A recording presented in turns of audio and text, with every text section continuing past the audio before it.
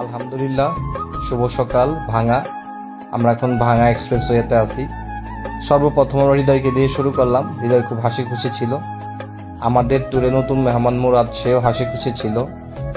রবিন খুব হাসি খুশি এক্সাইটেড ছিল। রবিনের বন্ধু সালাউদ্দিন মাস্টার জার্নিটা হ্যাপি।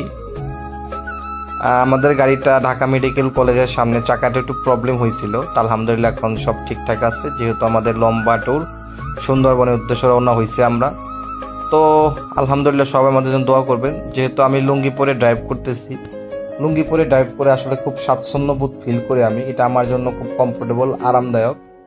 তো আমাদের জন্য দোয়া করবেন, আমরা যেন আপনাদের মাঝে নতুন কিছু ভিডিও নিয়ে আসতে পারি। সবাই ভালো থাকবেন, সুস্থ থাকবেন। আল্লাহ হাফেজ।